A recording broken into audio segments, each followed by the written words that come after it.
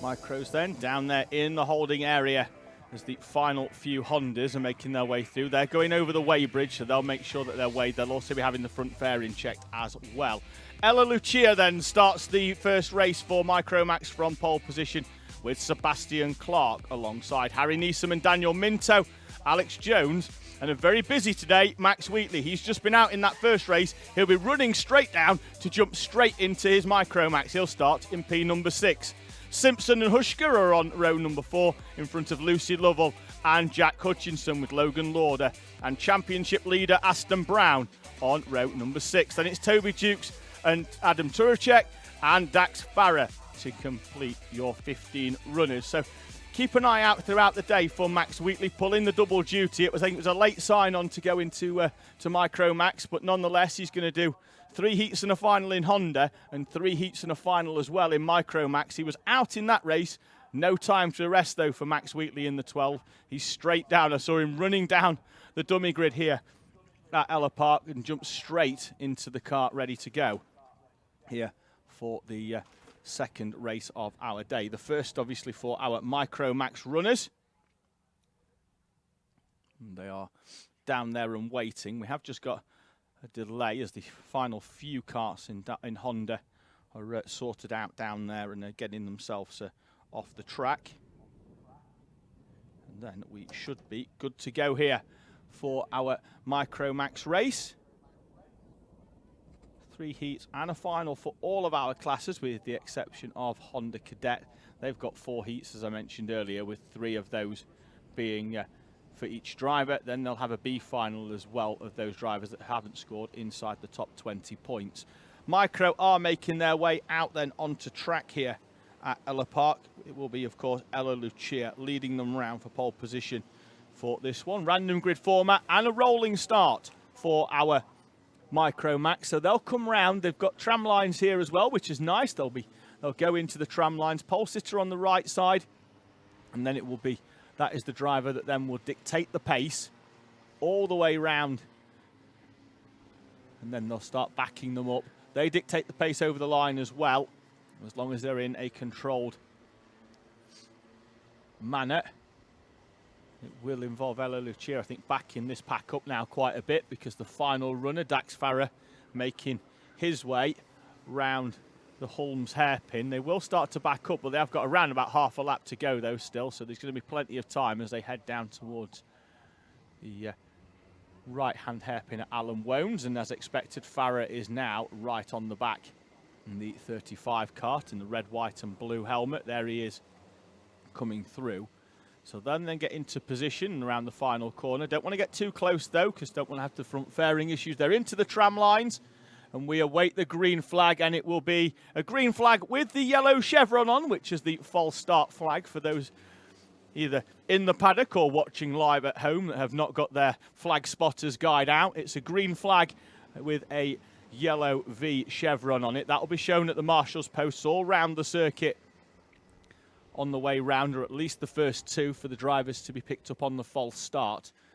Now the outside, obviously, with it being a curved start finish, that outside train does need to have to travel a little bit quicker than the inside train, at least in the early part, as they've got to travel further as they go right the way round the outside in the tram lines.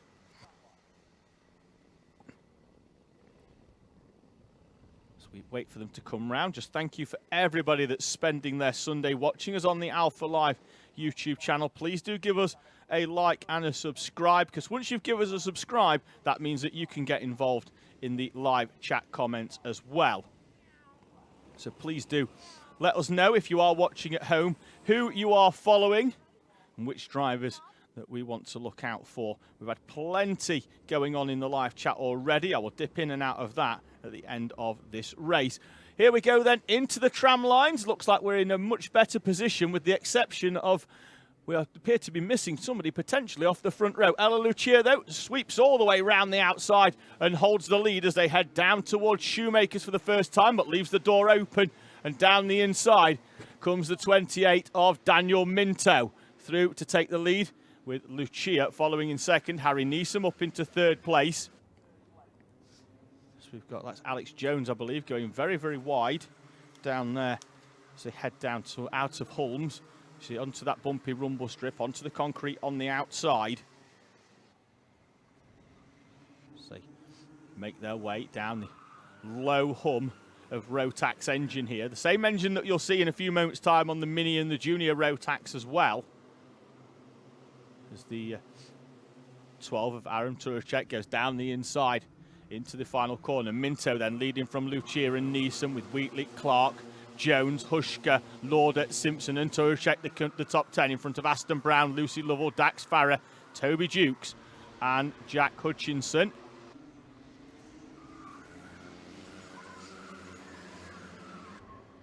Max Wheatley, in terms of timing, is actually shown as number 22, but has the number 9 on his cart. So if you're looking at the live timing as well, which can be found at live.alphatiming.co.uk/cadet kart champ, that cart is shown as the number 22, but actually on the cart, the stickers are the number 9. So we'll try and get that changed at timing so that they match the numbers on his cart. But currently running in 4th place, Max Wheatley. Currently now actually up into 2nd place as he comes over the line. Now in front of Harry Neeson and Ella Lucia. So Neeson and Wheatley both moving up a place into 2nd and 3rd respectively. Wheatley in fact getting past both drivers in the same lap as there's a move by Aston Brown down the inside of Caden Simpson. Toby Dukes takes advantage of the open door policy and comes straight down the inside as well. So Simpson loses 2 places to Aston Brown and Toby Dukes. Down the little hill, the big drop off makes the cart go light and your tummy go a little bit funny as it goes right down a hill. It's about 1.5 metre drop in around about 4 metres of track. So expect later on, certainly in the junior Rotaxes that are going to be carrying a huge amount of speed round that corner later on, that they're going to be very, very light, particularly if they're diving down the inside and it is much, much tighter into there to try and get that cart stopped. Your race leader, though, Daniel Minto, has started to open up a gap at the front. 1.2 seconds on the previous lap with Wheatley and Neeson nose to tail. Lucia in front of Alex Jones, who needs a good points haul, does Jones here, to keep the championship hopes alive. It's between him and Aston Brown. As it stands at the minute, he's in front of Brown, so he's going to close the gap in, but he needs a healthy point score, does Alex Jones. Aston Brown coming into this one with one hand at the very least on that championship trophy. We spoke to his dad during the paddock walk yesterday. He said that whilst the grip was there, it wasn't overly tight. Anything can happen on a race day. But for Aston Brown, he's just got to keep that cart facing in the right direction and keep within a few places of Alex Jones. At the moment, Jones in 5th, Brown in 10th. The picture will become much, much clearer as we head towards the final. And when we do, just after our lunch break here at Ellough Park, we'll know all of the championship permutations and where our runners will need to finish in order to either keep the championship and take it with them, or whether the current leader will leave Ellough Park as the 2022 cadet and junior kart champion. We head down towards half race distance then here, with Minto opening that gap up to 1.4 seconds almost. The first 5 laps of racing. Neeson has found a way past Max Wheatley as they head down towards Holmes. Then it's the 12 of Aram Turacek, who's come all the way through the field, but there's the potential, as you could see there, as the cart made its way into the Holmes hairpin, that there's a potential for a front fairing penalty. We'll keep an eye out on the 12. You can certainly see it down there, looking very sorry for itself and dragging down the tarmac here at Ellough Park. Now, when we talk about a front fairing penalty, what happens with the nose of that cart is if too much load is applied to it by running into the back of another cart, or unfortunately in some cases if the cart goes into the tyres or anything like that or untoward, that nose pushes in and then drops down ever so slightly because of the fixing that's on it. And that will tell the scrutineer at the end of the race to apply a 5-second penalty. There are no mitigating circumstances when it comes to front fairing penalties. If you come in and that nose is down, then a 5-second penalty is applied. We'll keep you up to date throughout the day on any penalties applied. Normally it takes around 10 to 15 minutes for the classified results to come through. Obviously, we know where they finish on the track as they come over the line, but then we'll, a little bit later on, any penalties applied, particularly with the classes being so tight, with the exception of Minto, who is down the road by the tune. It was 1.3 previously. I think the gap is starting to come in ever so slightly as Neeson gets it down to under 1 second. But you see a 5-second penalty for Turacek as it stands at the moment would drop him well outside the top 10. Currently running with 2.3 behind. If you look at 7.3, that's Dax Farah down in 12th place. The field really tightly spread in all of our classes here, so it is very much risk and reward. You need to overtake, but if there is an issue getting through and there is a front fairing penalty, as the field is nice and tightly packed, it can drop you a huge amount of places. Under 2 minutes remaining, with Minto slowly losing the lead in terms of its gap. I'm not sure Neeson's going to have enough to mount a challenge towards the end of this one. The gap on the previous lap, 0.94, down to 0.8, so it's another 10th out.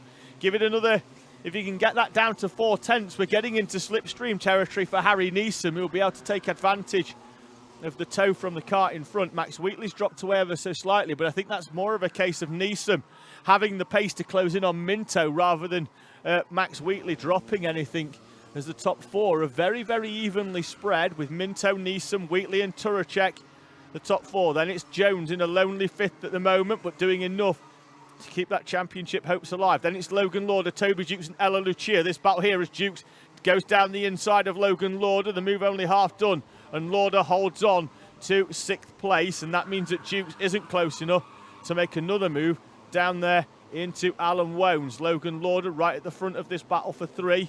Ella Lucia sticking with 8th place, will be her best heat finish of the season. And now Jukes makes a late dive to the inside. Lauder saw it coming and had it scouted. Gave Jukes half a cart width plus the width of the curb. Runs round the outside, and for now, at the very least, holds on to 6th place.